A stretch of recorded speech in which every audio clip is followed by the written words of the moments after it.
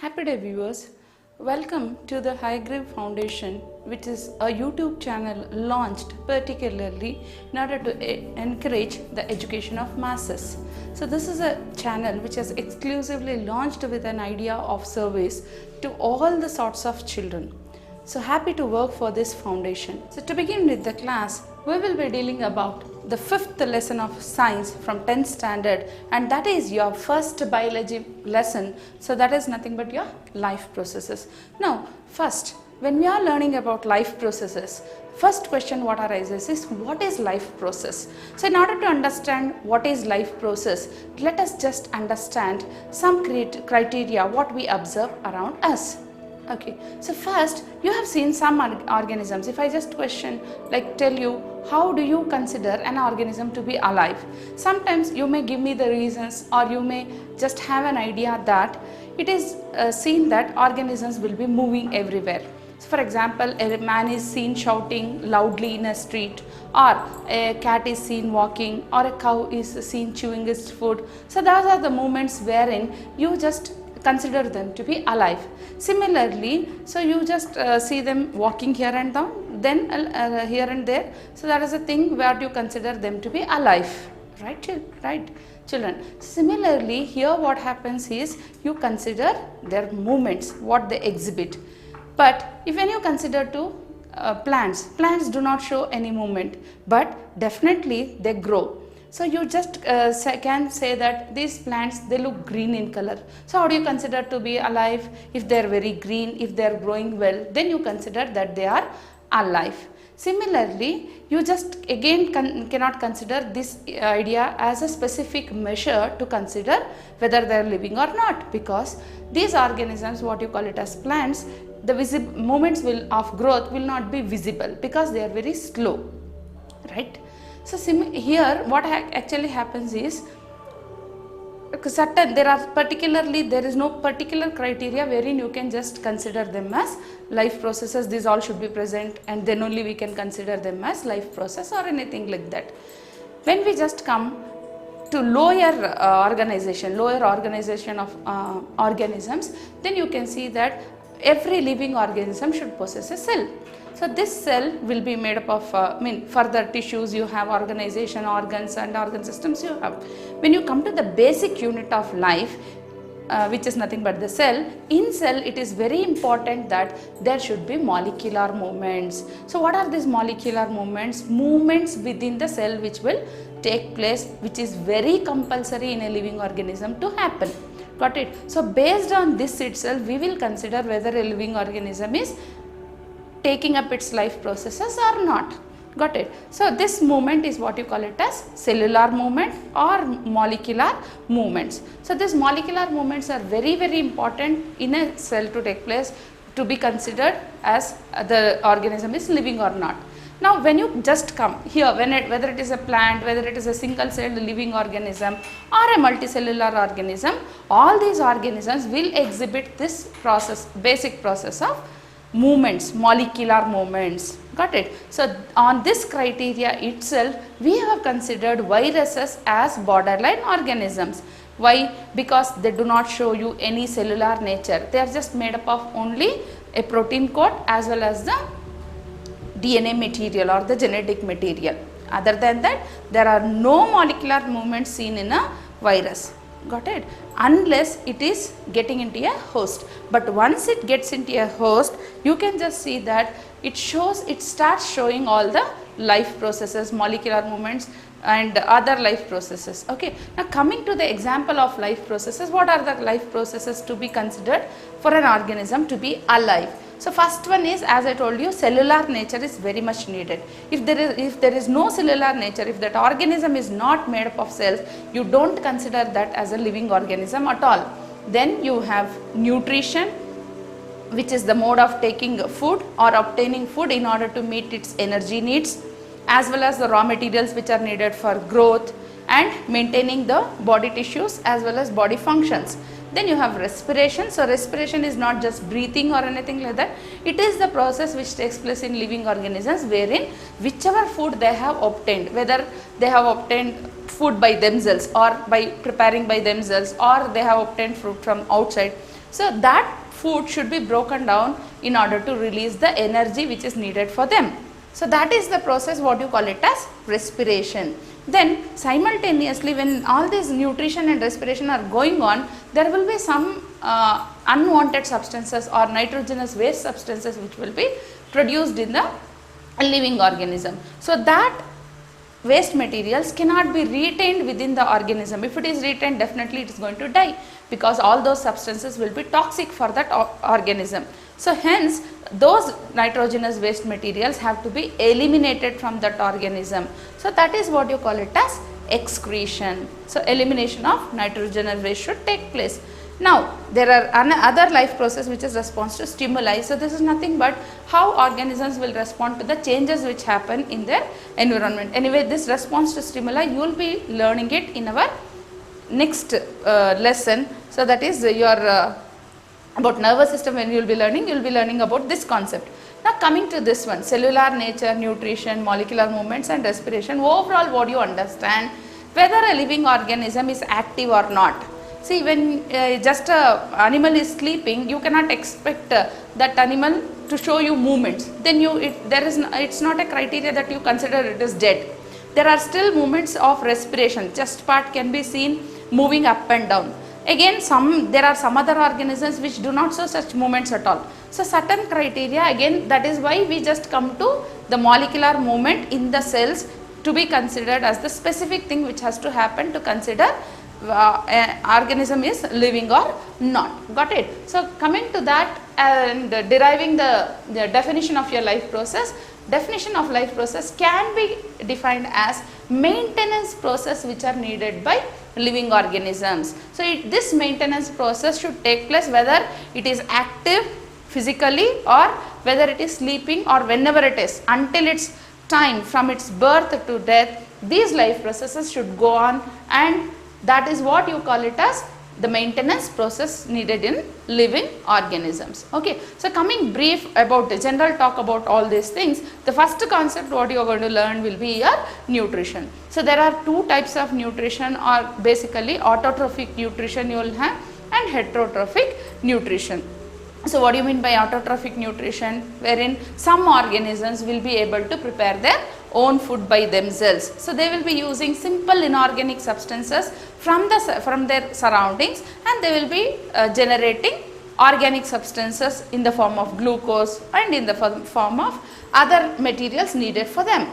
Got it? That is one type of nutrition. And again, heterotrophic nutrition in the sense, those for particularly green plants will be taking the autotrophic nutrition. But when you come to heterotrophic nutrition, this is a mode of nutrition wherein organisms will fail to derive their own, get their own food prepared by themselves. So at that time what they have to do, they have to directly depend on plants or indirectly depend on the animals which have already fed. So that will be again in case of heterotrophic nutrition. But in lower organisms it will be very simple, because single celled organisms like amoeba, from surrounding itself they will be just getting their food. By simple diffusion they will be able to get their materials required. Got it? Then we have respiration. Again, respiration, exchange of gases in case of lower organisms is very easy, because if you just consider an amoeba, which is very irregularly shaped organism, so you know that when oxygen, it is a aquatic organism, and when oxygen is outside in the surrounding in dissolved form, it can easily diffuse inside, and CO2 whatever is produced, exchange of gases, can be easily taken up by diffusion. Why diffusion is possible here? The entire outline of the organism is directly in contact with its immediate environment. So it is possible. But same thing when you consider in case of multicellular organism, such simple diffusion is not enough. Why? Because higher organisms will have, or multicellular organisms will have complex structure, complex body structure, wherein all the living cells of that complex body structure will fail to come in direct contact with the environment. So that is why simple diffusion will not be enough to supply the oxygen necessity in order to get their energy. So at that time, there can, based on this concept, they can ask you one more question, like why is simple diffusion insufficient to meet the oxygen requirement in multicellular organisms, and the simple answer will be like all the cells in a multicellular organism are not in directly contact with the immediate environment of that organism. So, in that way you will be answering that question. Coming to the next one, it is very important that this oxygen and other materials, nutrients, for example the food when it is obtained, digested, and this glucose has to be supplied to the all the body cells. So, at that time there should be a medium to transport this all things to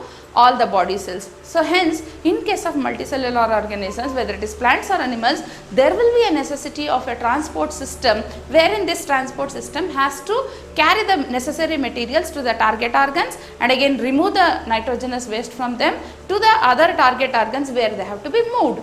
So, that system is what you call it as transport system. Again you will be learning about transport system in case of plants as well as in animals in the further classes. So, in case of animals like higher animals, we have blood as a transport system. So, that will be taking a function of transportation of nutrients, transportation of gases, transportation of hormones and other particular materials which are needed by the body cells. In case of plants, again there will be a transport system which will be made up of xylem and phloem or the vascular tissue, right. So, similarly again excretion, coming to excretion, as I told you, it is the process of removal of the nitrogenous waste. So, it will be different in different organisms. It can be simple in case of unicellular organisms in the form of ammonia. In the case of other higher organisms, it can be in the form of uric acid, and in humans it can be in the form of urea. So, these all nitrogenous waste materials again have to be removed, and in detail we will be learning about all these concepts in this lesson of life processes. So, further we will be moving to the concept of nutrition in case of plants and understand in detail how plants will take up their nutrition. So, again coming to our nutrition in case of plants, it is a specific kind of nutrition wherein it is termed as autotrophic nutrition in case of plants. So, the word itself will give us the meaning that auto means self and trophic means nourishing. So, it is a special kind of nutrition wherein they take up self nourishment by preparing their own food. So, how is it possible for green plants to prepare their own food? Because of the presence of a pigment which is called as chlorophyll. You know, it is a green pigment which is present in the leaves, and hence as the food is prepared in the leaves are rightly known as the food factories of the plant, or they are also called as the kitchen of the plant. If you just take a section of a leaf, this will be the structure what you can observe it under a microscope. So, you will have a protective layer which is waxy covering, which you call it as the cuticle. Immediately to that, from up, in the upper surface as well as the lower surface, you will have one layer of epidermal cells which give them the leaf the specific stiffness. So, that is upper epidermis you call it as, and the lower one you call it as a lower epidermis. Okay. So, this will be the dorsal surface as well as ventral surface of the leaf. Then the center region of the leaf is exclusively made up of special type of parenchymatic cells. So, that parenchymatic cells are called as chlorenchyma. Why you call it as chlorenchyma? Because these are the parenchymatous cells which have the presence of chlorophyll, which is the green pigment which has the capacity of trapping sunlight. Okay. So, these two types of parenchyma you can just find, or chlorenchyma, whatever you refer it as. So, the elongated ones, those are called as the palisade chlorenchyma or palisade parenchyma, and then you have the irregularly shaped cells which are distributed here, that you call it as the spongy parenchyma or the chlorenchyma. Okay. So, if you just clearly observe this lower epidermis, you can just find this spaces here which you call it as the stomata, the holes which are present. Okay. Tiny holes which are present on the surface of the leaf. Extensively they are present in the lower surface and less distributed on the upper surface. So, these stomata are very important for gaseous exchange in case of plants. Okay. So, these will help the inlet of carbon dioxide, which is one of the raw material needed for plants. So, from where do they get this carbon dioxide? They get this carbon dioxide from the surrounding atmosphere.